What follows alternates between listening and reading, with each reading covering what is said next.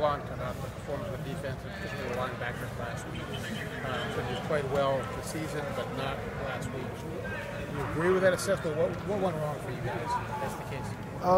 You know, there was plays that we didn't play well. We didn't play well enough to win a game. That's what it comes down to. They won the game. And, Sunday we did our usual. Got back to the lab, saw the mistakes, fixed them. And good thing is, Michigan State does a little bit of the same things that Iowa did, so we can put those to test this week. How much of a blow to your guys' collective ego is it that a team put up 55 against you guys? It's the life of a big-time college football conference season. There's going to be ups and downs, and that might just be the lowest of our lows right there of the season. We didn't play well enough to win the game.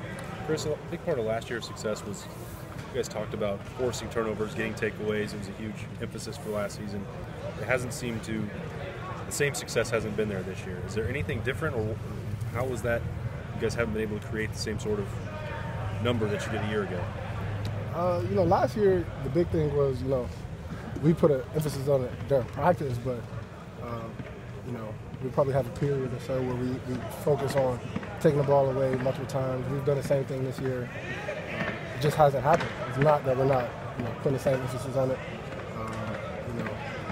Just like anything, once a team sees that you do something good, they're going to adjust to it, and they're not going to make the same mistakes they did last year. So, we just got to continue to chip away at it, and it's going to come. So, Chris, what are they doing to limit that?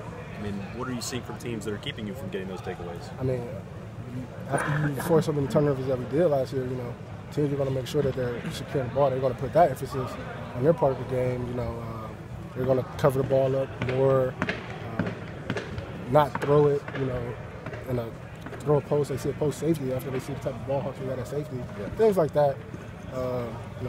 They'll try to take the sack more now and things like that.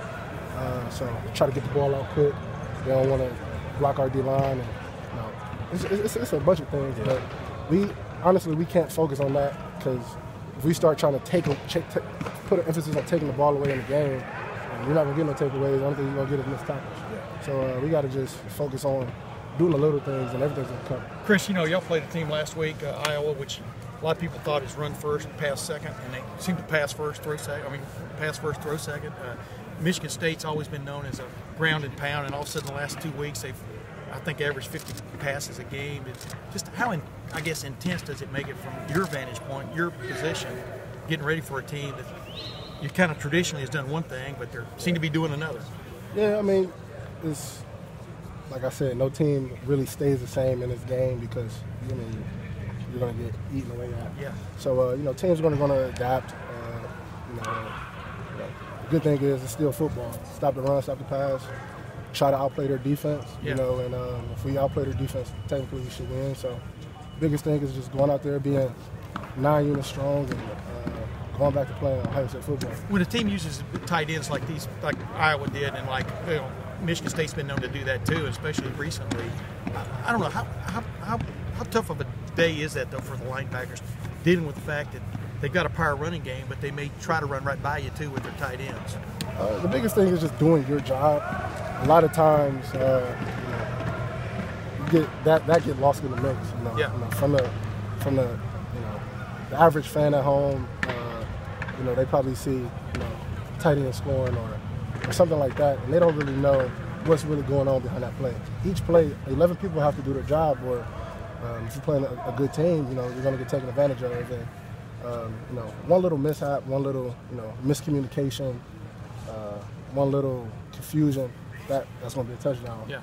Once you get to this level. So the biggest thing is just everyone doing their job. Chris, you guys, 2 losses are pretty much out of the college football playoff.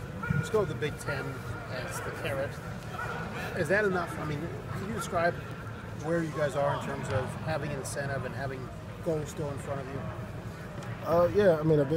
The first goal of any year for us is to win the Big Ten championship. We feel if we win the Big Ten championship, everything will take care of itself. But in order to do that, we got to get better each and every week. And we didn't get better from 2 weeks ago to last week, so we got to make that jump this week. The biggest thing now is just taking each game as itself, not worrying about the ending picture. If we do our job, we'll be in pretty good position. So the biggest thing is just going week in, week out, and taking care of what we can take care of. I know how much pride you take and how much leadership matters to you. For you personally, how difficult was last week, that loss, and the way that your position was played?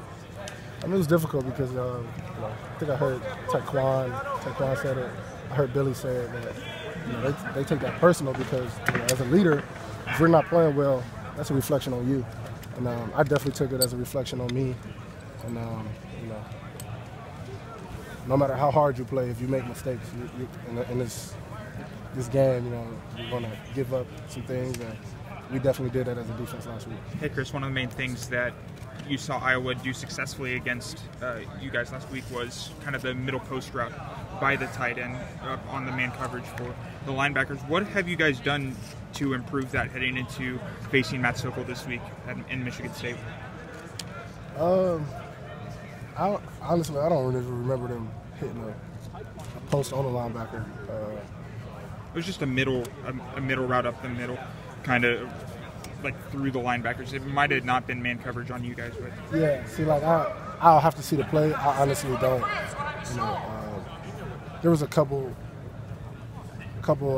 mishaps by the linebackers. It wasn't nothing over the middle, as far as that I remember. So I'll definitely have to go back and look. Like I said, I don't know. Just in terms of man coverage on the tight ends or anyone really, what are you guys doing to improve in that or in guarding receivers? We just continue to work our fundamentals, do what we're being told to do, playing with the leverage of man-to-man that we're told to play, and that's it. Honestly, you can't do anything extra. You try to do extra, then bad things are going to happen. So we're just going out there executing what we're told to execute. It looked like you came out of the game in the third quarter last week. Were you fully healthy? Was there an injury there? I caught a little stinger. That was about it, honestly. Chris, thank you.